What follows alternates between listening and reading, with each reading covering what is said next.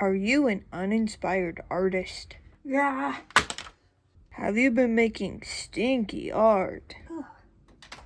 Gosh, this stinks. Well, this is the perfect video for you.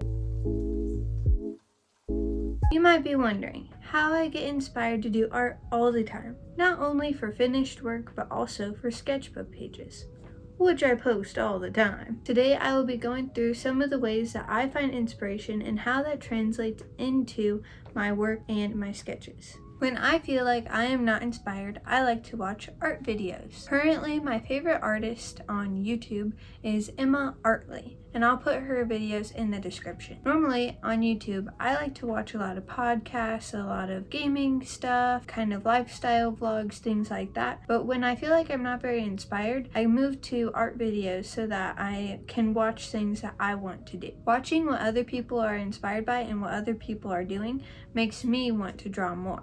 So right now, Emma makes a lot of content on character design, so it makes me want to do more character design. I also find it beneficial to draw along with the YouTube videos. That way I can see, okay, I have an idea in my head, I'm going to put it down right now instead of, oh, I'll finish this video and then I'll get back to drawing it. I know a lot of artists consume a lot of art content, and I know that I get pretty tired of that pretty quickly. So what I like to move on to is shows and movies. Some shows that I like are Arcane, Hilda, and Adventure Time. Arcane is on Netflix, and I like to watch it to see character design, world building, scene design, things like that. I also really like how it uses color, and I like all the little equipment and stuff like that that the characters have. I think Arcane is really helpful for world building because there are so many characters and there's so many different things about the world, like political parties and like things like that, different species that all influence the world in different ways, and I find that really helpful to see how I could use that type of idea in my art. Another show that I like is Adventure Time. I think Adventure Time is kind of a silly show, but it also is pretty cool for character design because there are so many different characters that are so many different things, not only just the main characters, but also just side characters that they see. Adventure Time kind of shows you how you can push the limits of your imagination and come up with things that you never would have thought of before. My absolute favorite animated show is Hilda. I like Hilda because it is so creative and it's kind of a different world, but not really. It's really similar to just normal people now, except they have a few things that are different. I also really like how they draw characters, so that's what I focus on most when I look at Hilda or I reference Hilda, is how they draw the characters. I find the style really helpful. I also like how they color things. I like to focus more on animated shows because you can reference their art, and a lot of them have like art content posted from the creators. So like Arcane, a lot of their creators are on Instagram as well, and you can kind of reference some of the studio art that they put out. I have a pretty short attention span, so I'm not really a big movie watcher. I watch a lot of shows, and a lot of animated shows are like 15 to 30 minutes long rather than a whole hour-long episode. I like to watch anything Studio Ghibli. I think Studio Ghibli, or however you say it, is really good for world building, character design, and pushing your imagination. So similar to Adventure Time, they have a lot of different characters and a lot of different things going on. They also have a special way that they draw people that I just think is really fun and interesting. They also include a lot of landscapes, which I don't really draw very much, in a lot of like scenes. I don't really draw that very much, so if I were to get more into drawing landscapes or scenes like that, then I would look to Studio Ghibli because I like the way that they lay things out. I also like the animated Spider-Man movies because they have kind of a different style to them with color. I also just think the style is really cool.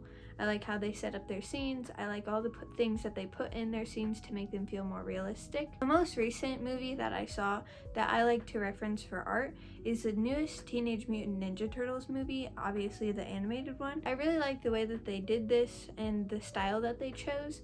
I also like the way that they made different things look different, and like the turtles, and they had like cars and stuff that kind of looked cool. I don't know, I just like the way that they draw things and push the boundaries on that show as well. I like to find shows that have a more unique look rather than looking like every other movie or like every other animated movie. I don't really look to Disney movies very often just because they all kind of look really similar to each other. So once I find one that I like, I don't really need to move to any other ones. But for movies like Spider-Man and the Teenage Mutant Ninja Turtles movies, they look different than normal animated movies, which makes me want to experiment more with my style. If you are tired of watching things, which is completely understandable, I like to read books. For art, I like to reference more of graphic novels rather than real books, just because with graphic novels or manga, you can reference it back, like looking back at it and see the art that was done for it. Well, in a real book, you can't really do that. You just kind of make things up in your head, which is also beneficial if you're wanting to do that. Some graphic novels or manga that I like is Anya's Ghost. I think Anya's Ghost was very well done.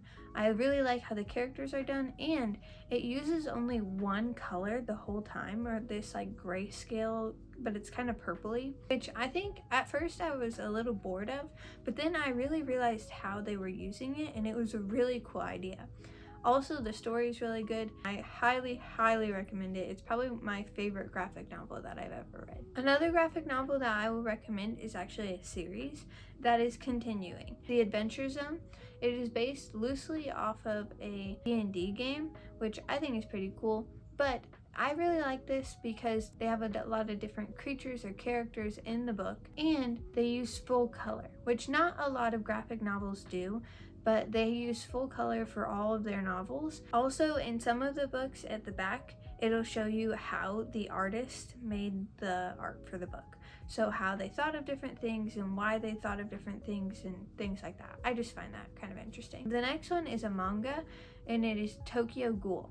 I find this really beneficial for action poses. This series has some crazy action in it, and I just find it really cool the way that they move things, and especially if you're trying to get into graphic novels or even comics, it really helps to see how things are moving along. Another way that I like to get ideas is from education.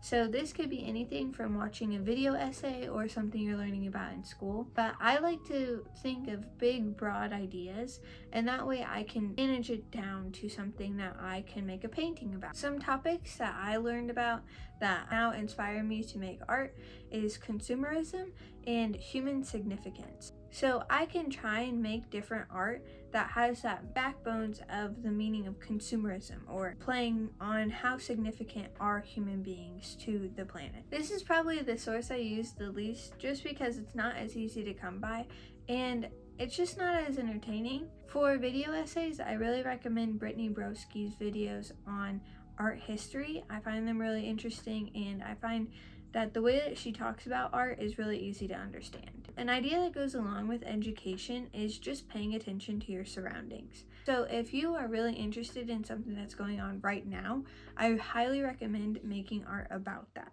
One, people can connect with it a lot easier. For example, the pandemic. Art made about the pandemic was really easy to connect to because we all experienced it. Other things that people like to connect to is pop culture.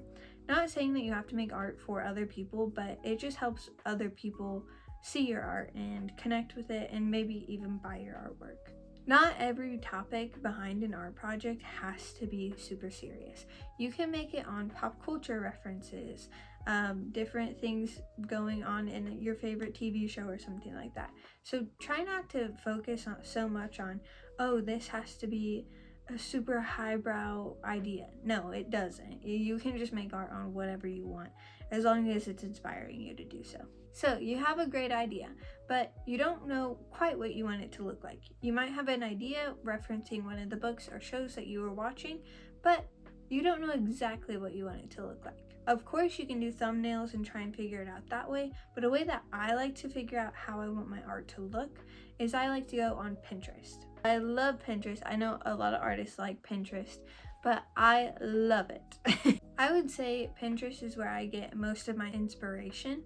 I use it when I'm looking for things to draw, or like reference pictures for art projects. You might think you know exactly what you want your art to look like, and that's great, but I always like to make sure that if I'm doing an idea like consumerism or something like that, that I look up consumerism art. That way I know that I'm not just doing what everyone else is doing. I think that this keeps me original and makes me work harder towards a project that I really connect with. So, for example, if you were doing like a waterfall, you always see like the typical waterfall picture. It's boring and everyone has seen it before. But maybe if you go on Pinterest, you'll say, okay, I'm not going to do it like that. I'm going to do it this other way. And that will help you get more original ideas and help you stand out to your viewers. Personally, I like to scroll on Pinterest. Anytime I get bored, I have a ton of different boards and a ton of different things going on Pinterest.